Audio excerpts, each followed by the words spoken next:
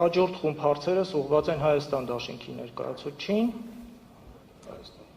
Ներողություն եմ խնդրում ուժեղ Հայաստան դաշինքի ներկայացուցչին։ Ներողություն եմ խնդրում պարոն Վարդևանյան, որևէ տողատակ կամ միտում չկա, ակամայից է ստացվում։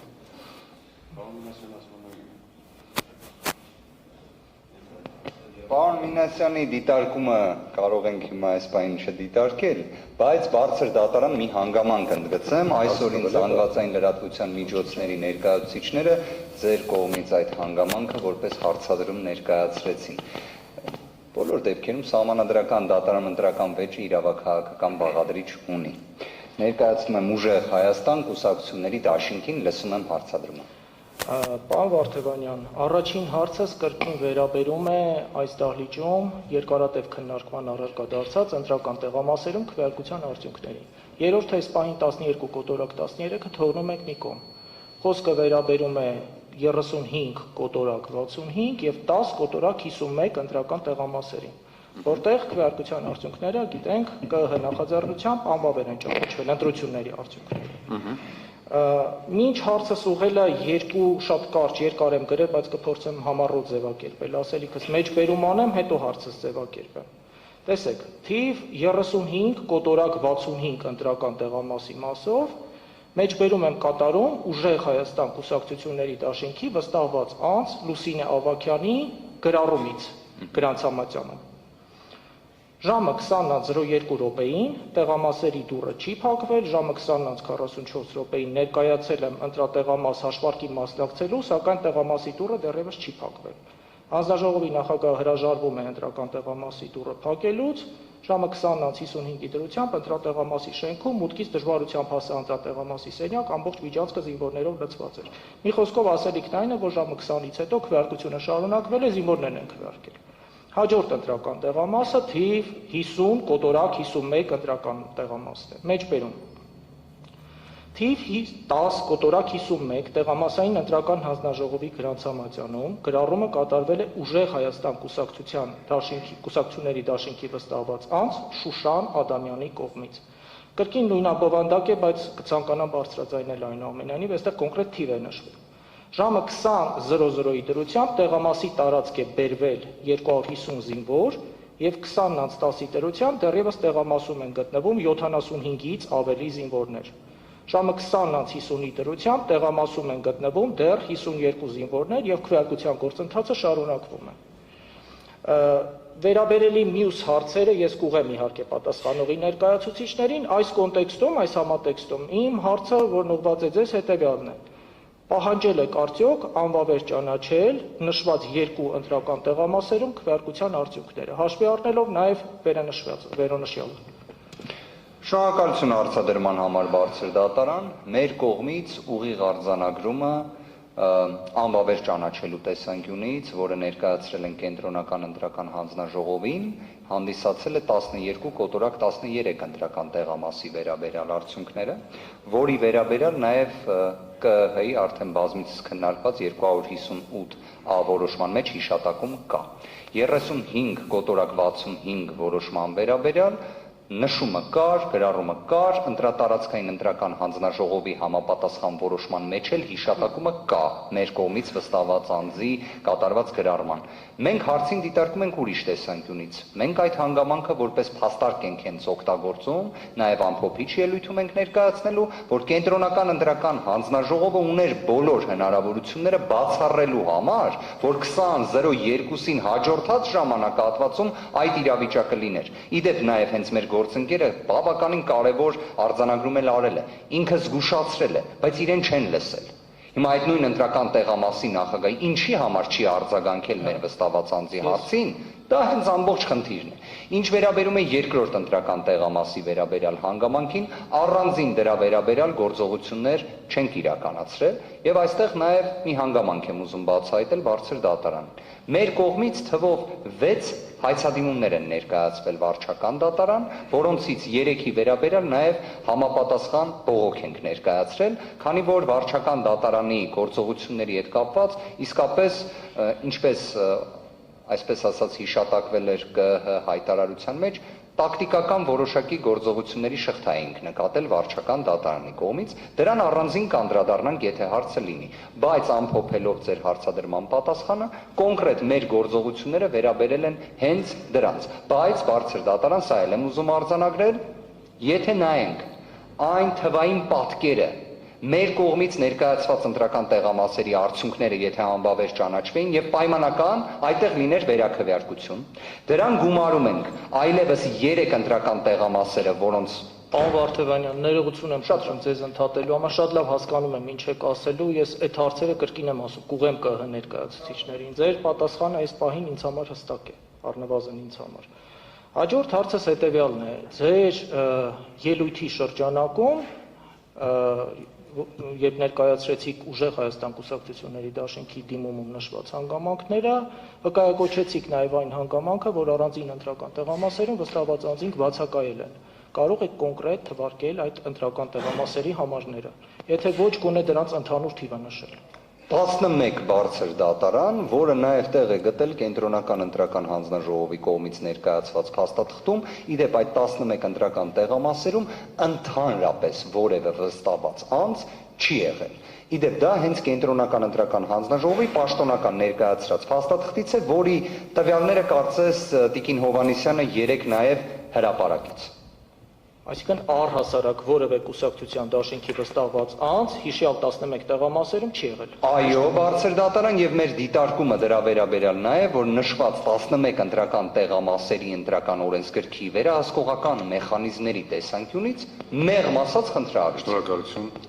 Շնորհակալություն, պարոն Վարդևանյան, հաջորդ հարցի հետ կապված անկեղծ ասած մտորում էի բարձրաձայնել թե ոչ, որովհետեւ բավականին վերացական է։ Այնուամենայնիվ ես ցանկանում եմ այս հարցը ուղղել հենց ձեզ, հենց ուժեղ Հայաստան դաշինքի ներկայացուցչին,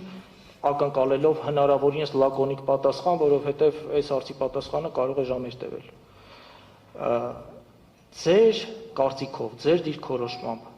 վերջին խորհրդարանական ընտրությունների համատեքստում քաղաքական պայքարը ծավալվել է միջկուսակցական գաղափարական ծրագրային հարթությունում, թե միջանձնային այնուամենայնիվ։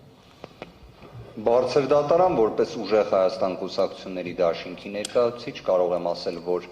մեր կողմից այն ներկայացվել է ծրագրային տրամաբանության ներքո, ընդգծելով իհարկե քաղաքական պատասխանատվություն ստանձնողին անձին, Սամվել Կարապետյանին, ինչը չեմ կարող բնավ ասել քաղաքացիական պայմանագիր կուսակցության մասով, հակիրճ եմ ձևակերպելու պատասխանը բարձր դատարան, այստեղ ամբողջ խնդիրը նա է, որ քաղաքացիական պայմանագրի կողմից է ատելության խոսքի իրացումը իրականացվել, դրա վերաբերյալ ունենք իրավական փաստական տվյալը եւ այն, ինչ իրացվում է, այդ պահին էլ գործադիր իշխանության ղեկավարի լծակները ունենալու պայմաններում դրա ազդեցության աստիճանը անհամադրելի է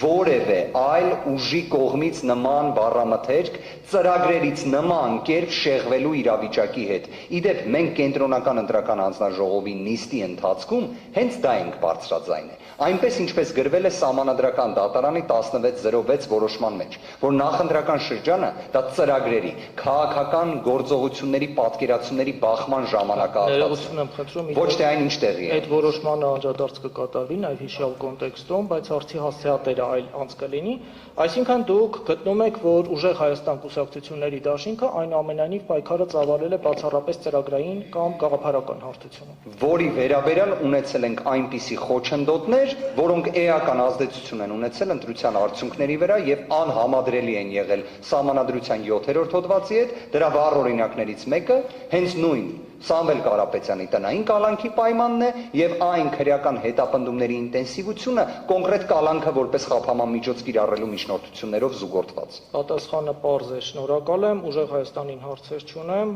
հաջորդ խումբ հարցերս ուղղված են Բարգավաճ Հայաստան կուսակցությանը։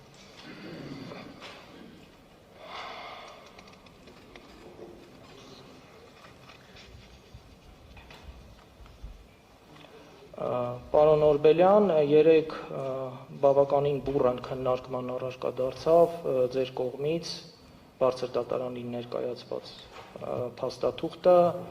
արձանագրության մեջ էգզելով կատարված հաշվարկների հետ կապված ենթադրյալ, այս բանը չեմ ուզում փաստել անհամապատասխանության մասով։ Հիմա այս առնչությամբ հարցադրումս հետևյալն է. ձեր հաշվարկներով քանիսն է, որքան է կազմում այն ընտրական տեղամասերի թիվը, որտեղ դուք վեր եք անել, ի հայտ եք բերել այդ օրինակ ենթադրյալ անհամապատասխանություններ։ Բարձր դատարան վերլուծություն եմ իրականացրել ISO 9001-ի և Sigma 6 ստանդարտի համապատասխան, որը որակի վերահսկողության ստանդարտն է համապատասխան տվյալների մշակման դեպքում, և վերլուծությունը ցույց է տվել, որ բացարձակ թվերը, եթե չհաշվենք կուսակցության անցողիկ շեմը, կարող էր համարվել թույլատրելի, սակայն կա հսկայական շեղում այն բոլոր տեղամասերը, որտեղ որ առկա են խախտումներ, կամ դրանց 99%-ներ ոնց որ թե հաղթել է ԿՊ-ն։ Մնացած բոլոր տեղամասերի դեպքում, եթե վերցնում ենք առաջատարների դեպքում, ԿՊ-ի հաղթանակը մինչև 40-50-ի շրջանակն է մնում, մնացած բոլորում։ Այսինքն ըստ էության բոլոր տեղերում, որտեղ շեղում չի եղել, մնացած բոլոր կուսակցությունների եւ ԿՊ-ի միջև բաշխումը քիչ թե շատ համապատասխանում է ԿՊ-ի ձայների այդ 50%-ի շեմին։ Այդ տեղամասերի մասով մոտավորապես, ինչպես նշեցի, 98% թե 99%-ը շահել է։ Հիմա սա առաջին կտորն էր։ Երկրորդը մեկ վարքան, եթե թույլ տաք։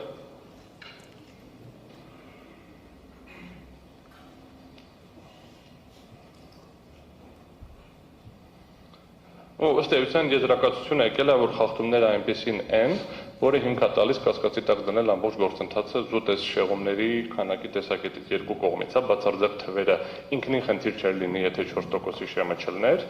եւ այս շեղումների խնդիրը մեկ վարքան, ես հիմա ասեմ, քանի տեղամասում է խնդիր առաջացել բանով թվերի տարբերությամբ։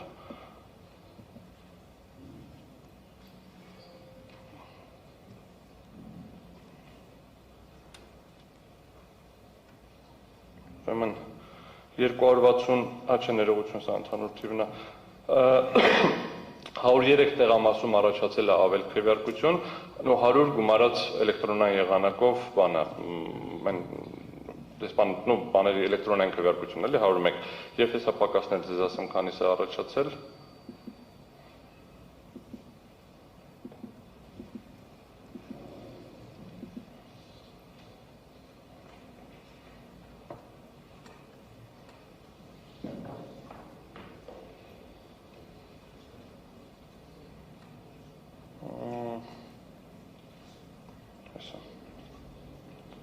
Եվ 300 տեղամասում պակաս։ Պակասի մասով շատ չեմ պնդում, որովհետև այդ թվում նաև երբ որ ուսումնասիրում ենք տեղամասային գրառումները, տեսնում ենք, որ կա, ասենք, երբ որ անձը տարել է իր հետ կամ փորձել է տանի, բայց ընդհանրում է, որ 300 տեղամասում առնվազն մասնակիցների թվի եւ բանի հետ կապված այդ քվեատուփում արկա բյուլետենների քանակի միջև կա հակառակականություն, այսինքն կա քվեարկող, չկա բյուլետեն։ Դա կարող ունենա տարբեր պատճառներ, ինչպես նշեցի, երբ որ գումարում ենք այն վերևի 100-ը, գալիս է 25% շեղում։ Շնորհակալություն։ 25-ը կարող մեկ վայրկյան 308 գումարած 400 20% շեղում ներողություն։ Շնորհակալություն։ Հաջորդ հարցս հետևյալն է, պարոն Օրբելյան։ Ես բարձրատամյա հստակեցում, սա ես բերում եմ մենակ մի կետը, որովհետև կտրոնների բյուլետենների միջև էլ կա հակասություն, այսինքն ընդհանուր առմամբ մի քանի 3-4 պարամետրով թվերի միջև կա էական տարբերություններ։ Հաջորդ հարցս հետևյալն է։ Կրկին 12 կոտորակ 13 ընտրական տեղամասի հետ կապված քվեարկության արդյունքների անվավերության հարցի կոնտեքստում հարցին չենք անդրադառնում այս պահին։ Հարցը դիտարկում ենք 10 կոտորակ 51 եւ 35 կոտորակ 65-ի հետ կապված։ Այս տեղամասերում կենտրոնական ընտրական հանձնաժողովը սեփական նախաձեռնությամբ անվավեր է ճանաչել ընտրատարածքային ընտրական հանձնաժողովի համապատասխան որոշումները։ Նման պայմաններում, երբ կենտրոնական ընտրական հանձնաժողովի այս որոշումը վիճարկվել է վարչական դատարանով եւ արկա են վարչական դատարանի ակտեր, ըստ էության վերջնական դատական ակտեր։ Այսինքն ունենք երկու հանգամանք, դրանց համակցություն։ Մի դեպքում ԿՀ որոշումներ, որոնցով ընտրատարածքային հանձնաժողովների համապատասխան որոշումներն են անվավեր ճանաչվել, մյուս դեպքում վարչական դատարանի ակտեր, որոնք ըստ էության օրինական ուժի մեջ են մտածել։ Նման պայմաններում դուք Բարգավաճ Հայաստան դիմումի խնդրամասում ներկայացրել եք նաև իհարկե անվավերության խնդրանքել եք ներկայացրել, բայց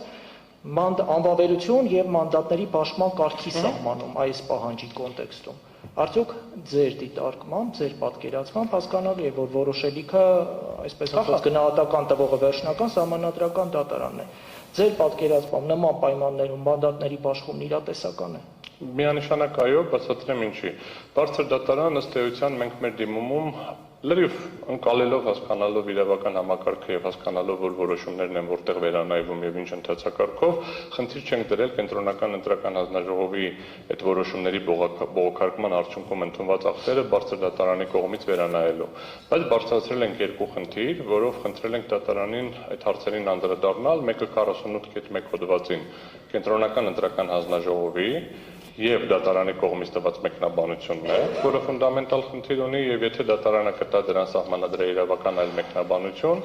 ես առանցքային մի կետի վրա եմ ուզում ուշադրություն հրավիրել կենտրոնական ընտրական հանձնաժողովի կողմից իր նախաձեռնության բողոքի բացակայության դեպքում ընտրատարածքային հանձնաժողովի որոշման բացակայության դեպքում նման լիազորություն ունենալ եւ մասնակի անվավեր ճանաչել։ Արդյոք դա կենտրոնական ընտրական հանձնաժողովի լիազորությունների շրջանակի մեջ կարող է մտնել։ Սահմանադրական հիմքը նշել ենք 190 հոդվածը, ոնց որ ասում է, որ պետք է լինի հանձնաժողովների համակարգ եւ դրանց լիազորությունները եւ այլն սահմանված լինի օրենքով, արդյոք այդ օրենքի այդ մեկնաբանությունը, որը տրվել է հիմք ընդունելով դրա եւ օրինականության սկզբունքը իրավաչափ է, սա մի արգումենտ է եւ եթե բարձր դատարանը եկավ եզրահանգման, որ 48.1 հոդվածին տրվել է հակասահմանադրական մեկնաբանություն, տա սահմանադրական դրա բովանդակությունը բացահայտի, պարզի որ դեպքում պետք է կարողանա, ինչից է բխում այդ։ Ես ներողություն եմ խնդրում ընդհատելու համար, այսինքն առանց նորմա կոնտրոլ իրականացնելու, ձեր կողմից վիճարկվող դրույթների սահմանադրականությունը գնահատելու, սա թողնենք մի կողմ, առանց այս գործընթացի, հնարավոր համարում եք մանդատների բաշխման։ Բարձր դատարան, եթե երկու եւ երկրորդն էլ վերաբերվում է այդ հաշվարկի կարգին, եթե երկու դրույթները անվավեր չճանաչվեն, ըստ էության առաջանալու անվավեր խալացի։ Դրա իրականում անվավերության խնդիրն է մեկի դեպքում, մյուսի դեպքում սահմանադրաիրավական բովանդակության պարզումը, որտեղ չեմ կարծում ինքը անվավեր է, ուղղակի սահմանադրաիրավական բովանդակությունը պետք է լինի, դա չպարզելու դեպքում առաջանալու է մի հատ հետեւյալ իրավիճակը, որ կենտրոնական ընտրական հանձնաժողովը պարտավոր էր միանշանակ եւ ուներ հնարավորություն իրականացնել վերաքվեարկություն կոնկրետ տեղամասում, ինչը չի որոշել, բարձր դատարանը նման լիազորություն չունի վերադառնալ Միքայել հետ եւ պարտադրել վերաքվեարկություն, հետեւաբար միայն այս հիմքը բավարար է, որպեսզի անվավեր ճանաչվի ամբողջ Հայաստանի Հանրապետության տարածքում, հիմք ընդունելով, որ իշխանության առաջնային կրողի կամքը ըստ էության կենտրոնական ընտրական հանձնաժողովը պոտենցիալ չի պարզել, չեմ ասում խեղաթյուրել, չեմ ասում գողացել է, դա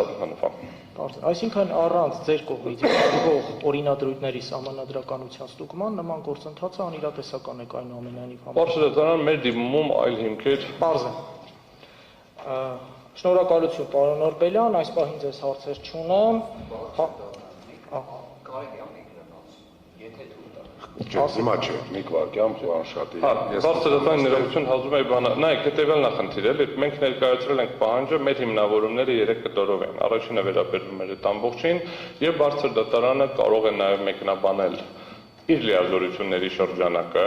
եւ ըստ էության առանց սահմանադրաիրավական բնույթը քննարկելու, քանի որ սա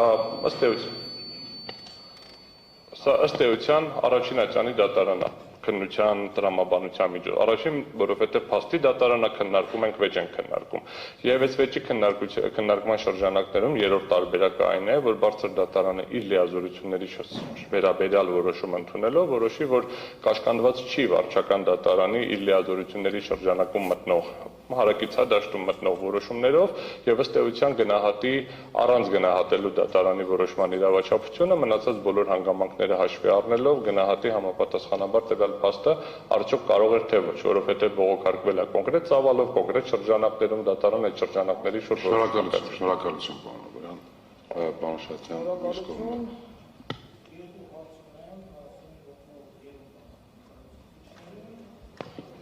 Երկու հարց ունեմ սույն գործով երրորդ անձի ներկայացուցիչներին։ Առաջին հարցը հետևյալն է։